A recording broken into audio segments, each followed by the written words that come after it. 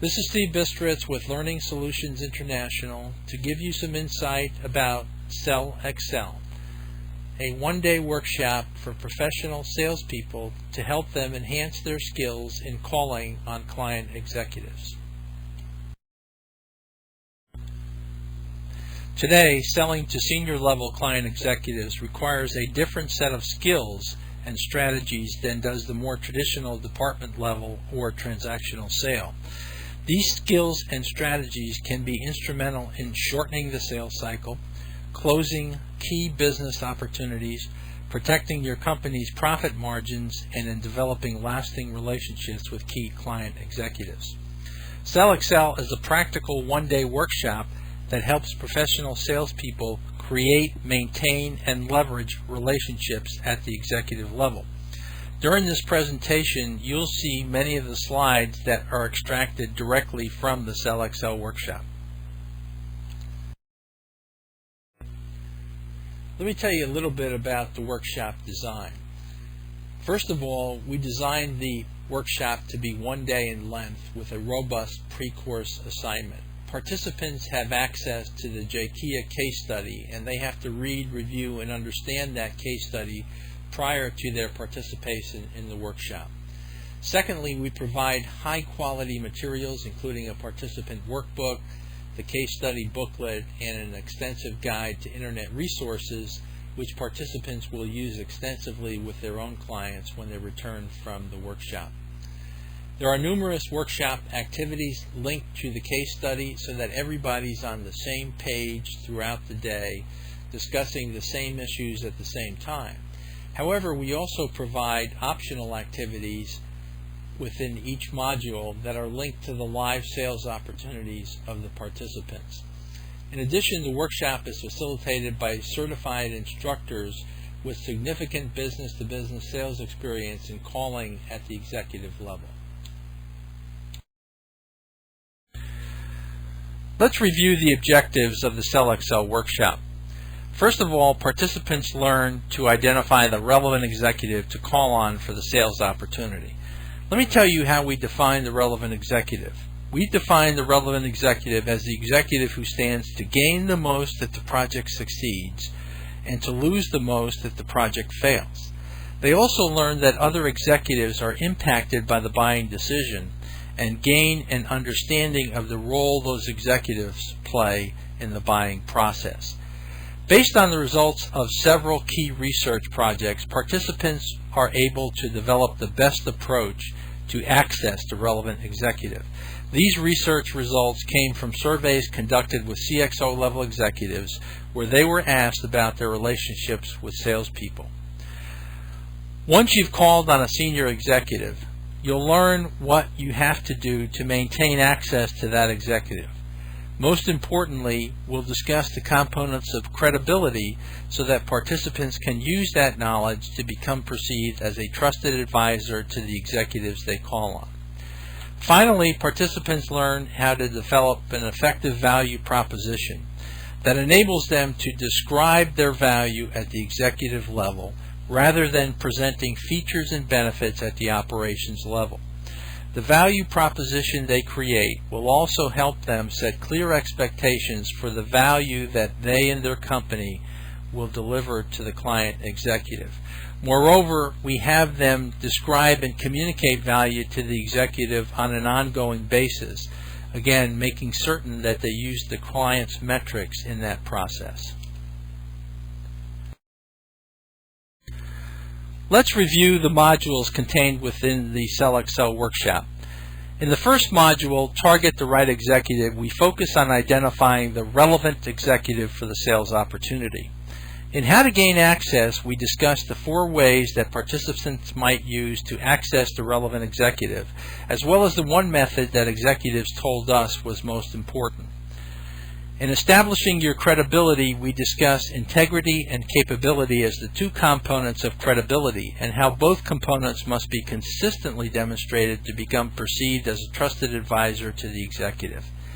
In creating your value, we help participants define the value they will deliver to their client. using a comprehensive value proposition that depicts their specific business value that differentiates them from their competitors.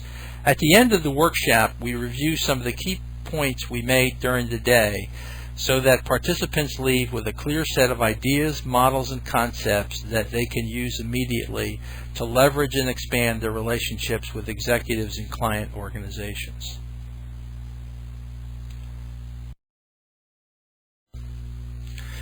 Let's now examine the value of calling at the executive level as it relates to a sales campaign. I would suggest that in any sales campaign we should continually pose three compelling questions. The first question is there really an opportunity we should pursue? Secondly, can we effectively compete for that opportunity? Do we have a solution that fits into the client's environment? And thirdly, can we reasonably expect to win this opportunity? Do the most powerful people in the client organization want us to win, and are we aligned with them? By calling at the executive level, you'll get answers to those three compelling questions much quicker and with substantial less effort than at lower levels of the client organization. However, if we can't respond positively to those three questions, perhaps we should reassess our pursuit of that particular sales campaign. When I'm facilitating a SellXL workshop, here's a question I pose to the salespeople in that audience. I ask them to identify some of the challenges salespeople encounter when calling on senior executives. I have a little fun with them by saying, I know that none of the people in this room have those challenges, so I ask them to tell me about a friend of theirs who may have this type of problem.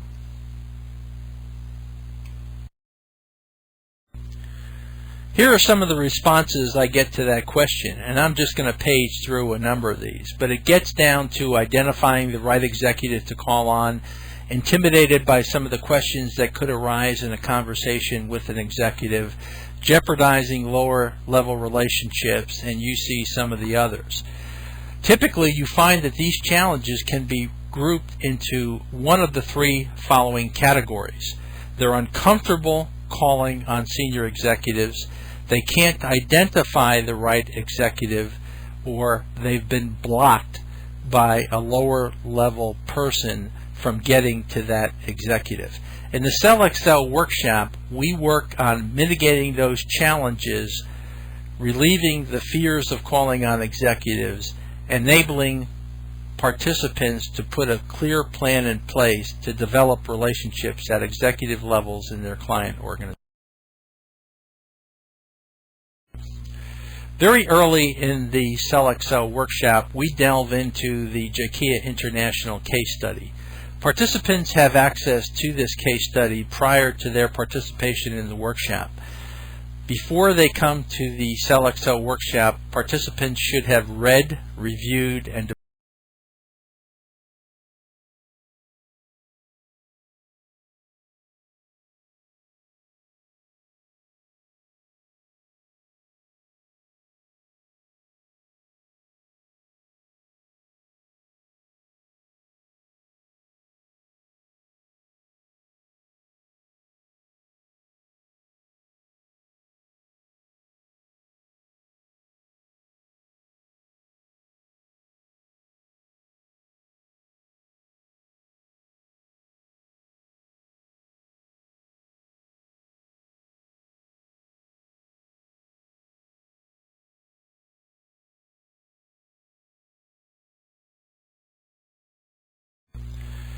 we actually use the organization chart from the JAKIA case study to examine the concepts of formal and informal power as they apply to a sales campaign. Let's say that we have an information technology solution that we're selling to this organization and that we're in the middle of a sales campaign.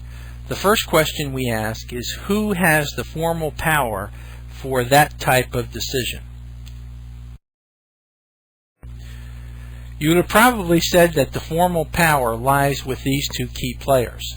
Formal power is derived from the organizational structure and is typically depicted quite well on the organization chart. In the case of JAKIA International, the buying decision for an IT solution would typically reside within the organization shown here. The real question is, who might have the informal power for that same decision, and which type of power is more important, formal power or informal power? You had no way of knowing this from the previous slides. However, it turns out that these two executives depicted here have the informal power for the information technology decision at JAKIA International. Informal power is generated by influence within the organization. You won't find informal power depicted on any organization chart. Typically, the person who we identified as the relevant executive for the sales opportunity will have some level of influence over the buying decision. People of influence derive their power from a variety of sources, and that can include their subject matter expertise, their relationship with the relevant executive, and their track record within the organization. Informal power is typically more important than formal power because it reflects reality. In other words, it's how decisions are really made within the organization. During the SellXL workshop, we discussed the issue of addressing roadblocks.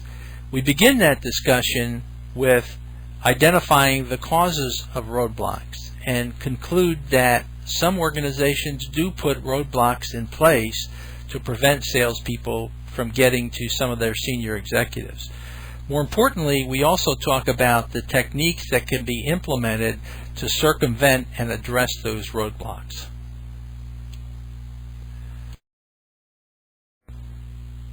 Now let's examine the fact that people at different levels of the client organization have different perspectives on you, your company, and your company's solutions.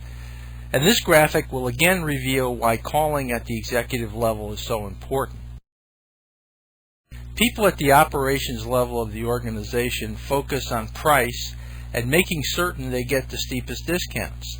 They also want to hear the technical details of your solution so they can compare and contrast you with your competitors and select the solution with the lowest price. But understand, this is how people at this level of the organization are both measured and motivated.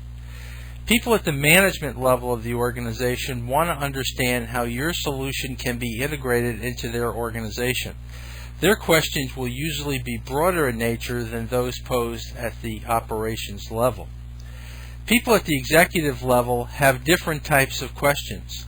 Most of the questions from executives will be focused on value and return on investment.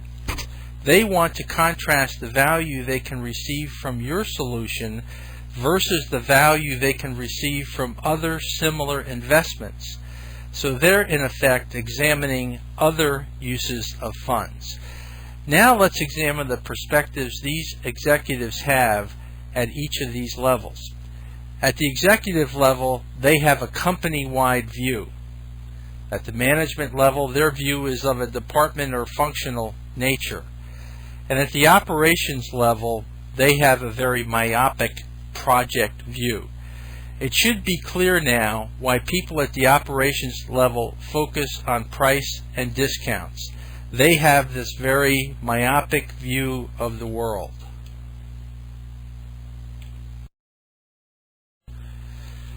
Developing in-depth knowledge about your client is the fastest way to be in a position to contribute insights and create long-term collaborative relationships with key client executives. Client learning occurs on 3 levels, and at each level you become more valuable to the client executive. From the widest to the most narrow, here are the 3 levels. You start with the client's industry. Most client executives insist that you have a certain base level of knowledge about their industry. You have to be able to articulate the key metrics of your client's industry and understand your client's position with respect to their competitors in that industry. As you become more knowledgeable about your client's strategy as well as their key business drivers and initiatives, your ability to suggest new ideas and solutions will increase dramatically. Your understanding of the client's organizational structure will also pay huge dividends for you, particularly as you become adept at identifying the relevant executives for both short and long-range projects. At this level of learning, you'll be able to provide business value to the client's organization. At the pinnacle of this pyramid is the client executive himself or herself.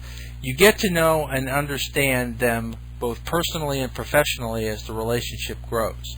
As you see them navigate the political structures of the organization, you'll get a better understanding of their psyche and how to successfully sell your ideas and get them across more effectively.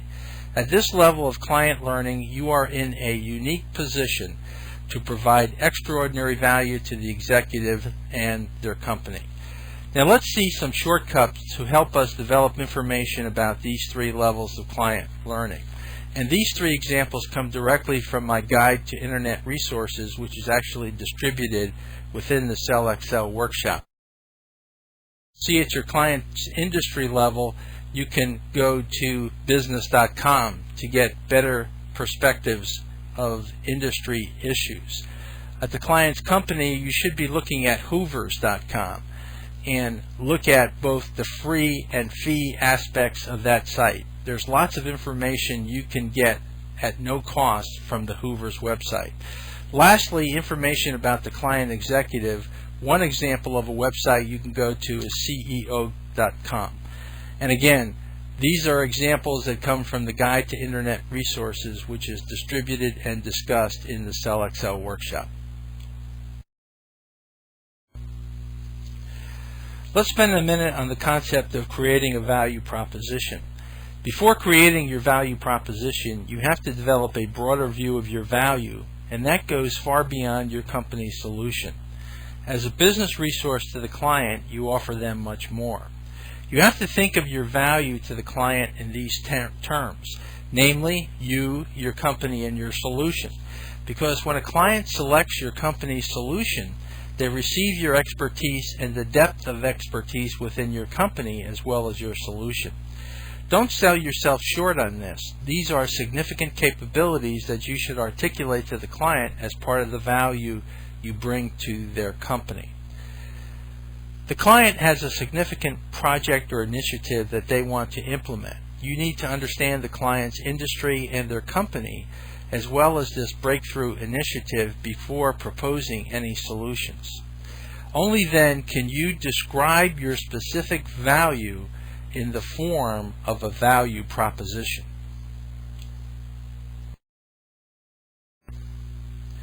In creating a value proposition, you really need to address three questions.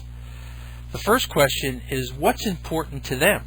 Simply stated, a value proposition addresses the client's issues and focuses on payback or return on investment as it relates to the client's breakthrough initiative. Secondly, how does our solution create value for them? We address this question by describing how we can help in both a qualitative and quantitative way. And third, how can we demonstrate our capability? We might include a client reference to serve as an example of where we've achieved these or similar returns in the past. Creating a value proposition need not be a lengthy process. However, you will have to have a thorough understanding of your client's business to get started. In the SellXL workshop, we actually provide participants with templates for creating a value proposition. We make it very easy for them to see how they can create a value proposition for their client.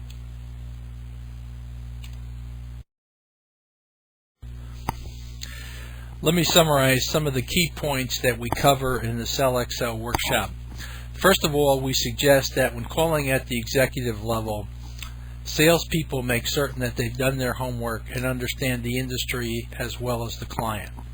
Thus, the three levels of learning we discussed earlier. That they can conduct the conversation with a client executive using the client's metrics and terminology.